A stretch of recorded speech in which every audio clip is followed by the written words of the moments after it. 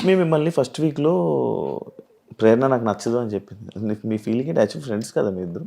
లేదు అంటే మేము కొలీగ్స్. కృష్ణ ముకుంద మురారిలో నేను హీరోయిన్గా చేశాను, ఆమె స్లైట్ విలన్ లాగా చేసింది. కొలీగ్స్ అంతే. సో నాకు యష్మి సెట్ దాకే తెలుసు. సెట్లో హాయ్ బాయ్, సీన్కి ఎంత అవసరమో అంత, ఎప్పుడైనా కలిసి లంచ్ చేయడం అంతే, వేరే ఏం లేదు. మేము 1.5 years షూటింగ్ చేస్తే దానిలో 6-7 months మేము మాట్లాడుకోలేదు కూడా. చిన్న గొడవ జరిగి we did not speak. Set లో అసలు చూడం కూడా, అలాంటిది కూడా కాదు. గొడవ అంటే మాటల్లో కూడా గొడవ లేదు. ఆమె ఒకటి రియాక్ట్ అయిన విధానం సెట్ లో, నాతో కూడా కాదు, సెట్ లో రియాక్ట్ అయిన విధానం నాకు నచ్చలేదు అనేసి నేను మాట్లాడడం ఆపేసా. కానీ అమ్మాయిలు శత్రువులు కదా? అలా లేదు, శత్రువులు ఎవరైనా అవ్వచ్చు. అంతేనా? సో అది సో అలా జరిగింది. ఇంటి లోపలికి వచ్చినప్పుడు ఓకే, నాకు తెలిసిన వాళ్ళు ఎవరో ఉన్నారు అని ఇది. బట్ అదంతా బయట జరిగింది కాబట్టి ఆమె అది చెప్పినప్పుడు పెద్ద షాక్ ఏం కాదు. నాకు ఒక్కసారి అనిపించింది ఆమెకు నేను నచ్చనేమో, ఎందుకంటే ఆమె సైలెంట్గా ఉంటుంది, నేను ఇలా హైపర్గా ఉంటా. సో ఒక్కొక్కసారి అనిపించేది ఆమెకు నేను ఇరిటేటింగ్ అనిపిస్తానా ఏంటి అనేసి. బయట ఇక్కడ తీసుకొని ఇక్కడ ఏమైనా చేస్తుందని అనిపించింది? లేదు, ఆమెకు జనరల్గా నేనైతే ఇరిటేటింగ్ అనిపిస్తుందేమో, ఎక్కువగా పెద్దగా నేను నచ్చను అనేసి ఐ థాట్. బట్ ఆమె అప్పుడు అలా నాకు అస్సలు ఆ అమ్మాయి నచ్చదు కూడా అని ఓపెన్ గా చెప్పినప్పుడు ఇలా బ్రేక్ అయినట్టు అనిపించింది, ఒక झटका లాగా, ఒక స్లాప్ ఇచ్చినట్టు. అప్పుడు దట్ వాజ్ ద మూమెంట్. నేను ఐ థాట్ ఓకే, ఈ హౌస్ లో ఆ రోజే, ఆ సెకండ్ డేనే ఐ థాట్ ఈ హౌస్ లో ఎవరితో అయినా కలిసి బాగా ఉండు, కానీ ఎవరు నీ కోసం ఉండరు, అదొకటి గుర్తుపెట్టుకొని నాకు చెప్పాను. ఎవరితో ఎంతలో ఉండాలి అంతలో అంతే. సో ఆ సెకండ్ డేనే నాకు ఆ రియలైజేషన్ వచ్చేసింది. సో అప్పటి నుంచి నేను సిచ్యుయేషన్స్ బట్టి ఐ వాజ్ బాగా బాండ్ అవుతూ ఉంటే బాగా బాండ్ అవుతూ ఉంటా. లేకపోతే గొడవలు వస్తే ఐ విల్ లైక్ ఏదైనా నచ్చకపోతే నేను చెప్పేస్తా, అంత హ్యాపీగా ఉంటే హ్యాపీగా ఉంటా. వేరే ఈ టాపిక్. యాక్చువల్లీ స్టేజ్ మీదకి మీరు వెళ్ళేటప్పుడు రష్మిక మీ ఫ్రెండ్ అని చెప్పి చెప్పడం జరిగింది. ఎందుకు చెప్పారు? యాక్చువల్ ఆ టాపిక్ ఎందుకు వచ్చింది, రష్మిక ఫ్రెండ్ ప్రేరణ అనేసి? లైక్ ఓటింగ్ గురించా, లేకపోతే ఎందుకు చెప్పింది ప్రేరణ? నాకు అసలు రష్మిక మ్యాటర్ వచ్చిందే నచ్చలేదు నాకు ఇప్పుడు దాకా. లైక్ ఈ కామెంట్స్లో కానీ ఇప్పుడు ఇంటర్వ్యూస్లో కానీ ఇది వస్తుంది కూడా నాకు నచ్చట్లేదు. ఎందుకంటే నేను అనుకున్నా ఇది వచ్చేది నాకు ఎఫెక్ట్ అవ్వకూడదు. నేను ఎప్పుడు రష్మిక మ్యాటర్ తీసుకురాలే.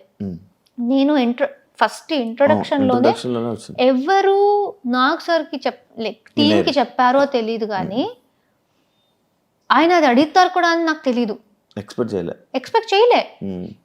నీకు ఒక సెలబ్రిటీ ఫ్రెండ్ ఉంది కదా అని అడిగేశారు. నాకు రియలైజ్ కూడా కాలేదు ఎవరనేసి. అండ్ నాకు ఇప్పుడు గుర్తులేదు ఆయన చెప్పింది, ఆయననే రష్మిక పేరు చెప్పారా లేకపోతే నేను చెప్పానా తెలీదు. మీరు చెప్పారు పేరు, ఆయన అడిగారు, జస్ట్ క్వశ్చన్ అడిగారు. ఆయన నాకు ఆమె గురించి అడిగారు.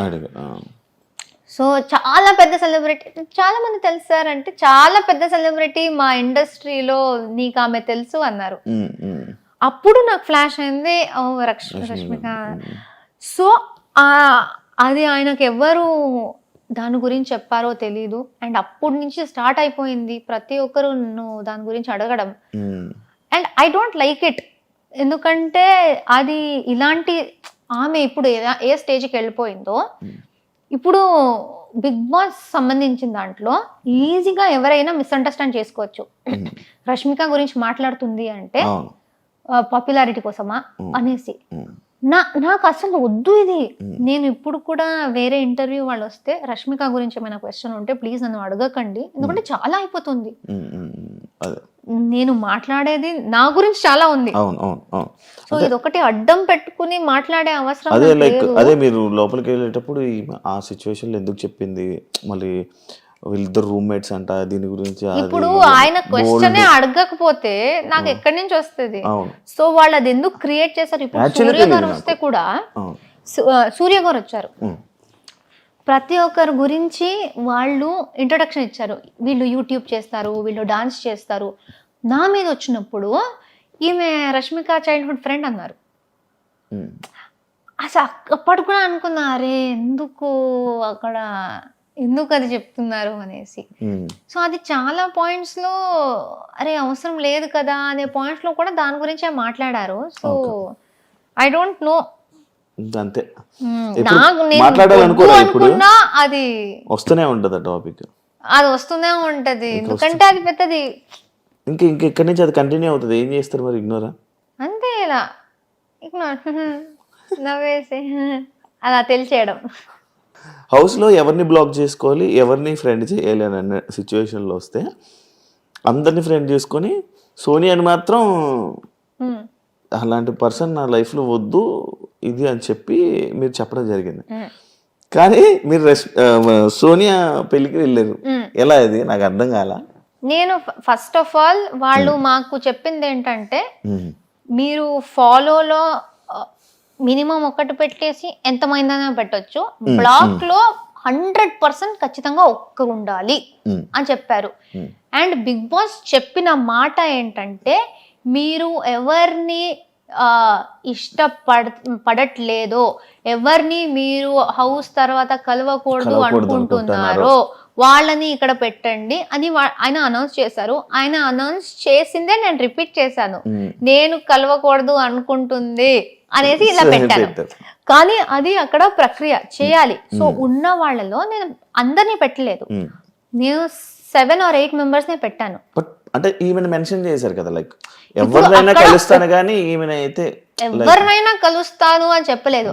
బట్ అది ఎంత వచ్చిందో తెలీదు. ఐ సెడ్ కొంతమందిని పెట్టేసి వీళ్ళతో నాకు మంచి బాండ్ వచ్చింది, వీళ్ళని పక్కాగా కలవాలి అనుకుంటున్నా, ఎందుకంటే ఈ బాండ్ కంటిన్యూ అయితే చాలా బాగుంటది అనిపిస్తుంది. బట్ అలానే అప్పుడే ఆమె మళ్ళీ హౌస్ బయట నుంచి వచ్చి మళ్ళీ నామినేషన్స్ లో నాకు చాలా గట్టిగా చాలా చాలా నెగిటివ్ గా మాట్లాడింది. సో అక్కడ ఉన్న వాళ్ళలో నేను ఖచ్చితంగా ఒకరిని పెట్టాలి అంటే నేను సోనియాని పెట్టాను. అండ్ చెప్పేది కూడా బిగ్ బాస్ ది వాయిస్ దే నేను క్యాచ్ చేసి అదే విధంగా చెప్పాను కాబట్టి ఇట్ వాస్ లైక్ నేను ఇప్పుడుకి కలవను ఈ అమ్మాయినే అనేసి ఉంది. దాని తర్వాత బయటికి వచ్చాక ఇప్పుడు ఫినాలే వచ్చి నేను సోనియాది ఇమిటేషన్ చేశాను స్టేజ్ మీద నాగ్ సార్తో, సోనియాతో మాట్లాడాను, అదంతా ఓకే. పెళ్లి గురించి తెలిసింది. నేను అన్నాను నేను వెళ్ళను, ఎందుకంటే బాగుండదు, ఇప్పుడే అది బ్లాక్ది అంతా అయింది, ఎంత నేను అది ఒక బిగ్ బాస్లో చెయ్యాలి అనుకున్న ప్రక్రియ అని నేను ఎంత చెప్పినా అది బాగుండదు. ఎందుకంటే డెఫినెట్లీ ఎవరో ఒక్కరైనా వస్తారు, నువ్వు బ్లాక్ లో పెట్టావు కదరా ఎందుకు అంటే ఫేక్ గా ఉన్నావా అలా వచ్చేస్తుంది. బ్లాక్ లో నేను జస్ట్ పెట్టాలి ప్రక్రియ కాబట్టి పెట్టాను.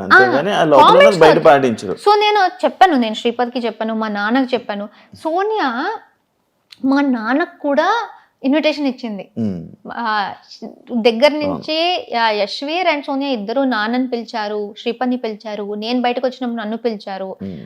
అది బ్లాక్ గురించి టెలికాస్ట్ అయిన తర్వాత కూడా సోనియా నాకు పర్సనల్ గా మెసేజ్ చేసి ప్లీజ్ పెళ్ళికి రా, నీకు వీలైతే రా, నువ్వు శ్రీపద్ రా అన్నారు.